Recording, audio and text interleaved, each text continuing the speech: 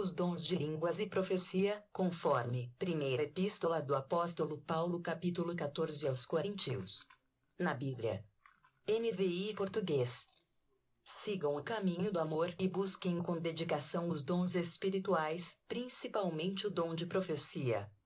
Pois quem fala em língua não fala aos homens, mas a Deus. De fato, ninguém o entende, em espírito fala mistérios. Mas quem profetiza o faz para edificação, encorajamento e consolação dos homens.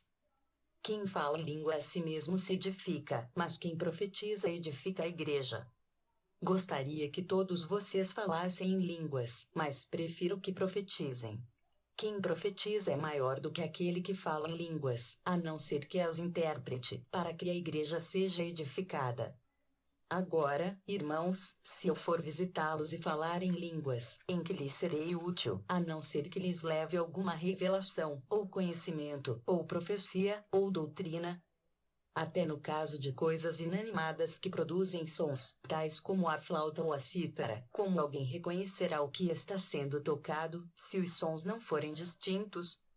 Além disso, se a trombeta não emitir um som claro, quem se preparará para a batalha? Assim acontece com vocês. Se não proferirem palavras compreensíveis com a língua, como alguém saberá o que está sendo dito? Vocês estarão simplesmente falando ao ar. Sem dúvida, há diversos idiomas no mundo. Todavia, nenhum deles é sem sentido. Portanto, se eu não entender o significado do que alguém está falando, serei estrangeiro para quem fala, e ele, estrangeiro para mim. Assim acontece com vocês. Visto que estão ansiosos por terem dons espirituais, procurem crescer naqueles que trazem a edificação para a igreja. Por isso, quem fala em língua, ore para que a possa interpretar. Pois, se oro em língua, meu espírito ora, mas a minha mente fica infrutífera. Então, que farei? Orarei com o espírito, mas também orarei com o entendimento. Cantarei com o espírito, mas também cantarei com o entendimento. Se você estiver louvando a Deus em espírito, como poderá aquele que está entre os não instruídos dizer amém à sua ação de graças, visto que não sabe o que você está dizendo? Pode ser que você esteja dando graças muito bem, mas o outro não é edificado. Dou graças a Deus por falar em línguas mais do que todos vocês. Todavia, na igreja prefiro falar 5 palavras compreensíveis para instruir os outros a falar 10.000 palavras em língua. Irmãos, deixem de pensar como crianças. Com respeito ao mal, sejam crianças, mas, quanto ao modo de pensar, sejam adultos. Pois está escrito na lei: por meio de homens de outras línguas e por meio de lábios de estrangeiros falarei a este povo, mas, mesmo assim, eles não me ouvirão, diz o Senhor. Portanto, as línguas são um sinal para os descrentes, e não para os que creem. A profecia, porém, é para os que creem, e não para os descrentes. Assim, se toda a igreja se reunir e todos falarem em línguas, e entrarem alguns não instruídos ou descrentes, não dirão que vocês estão loucos?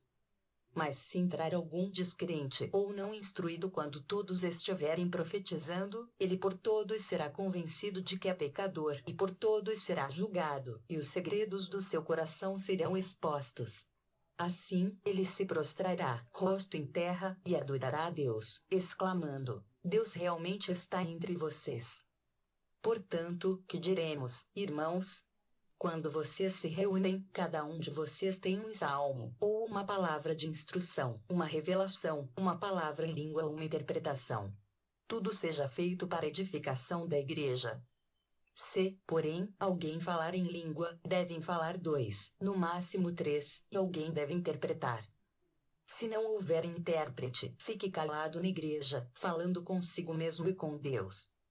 Tratando-se de profetas, falem 2 ou 3, e os outros julguem cuidadosamente o que foi dito. Se vier uma revelação a alguém que está sentado, cale-se o primeiro. Pois vocês todos podem profetizar, cada um por sua vez, de forma que todos sejam instruídos e encorajados. Os espíritos dos profetas estão sujeitos aos profetas.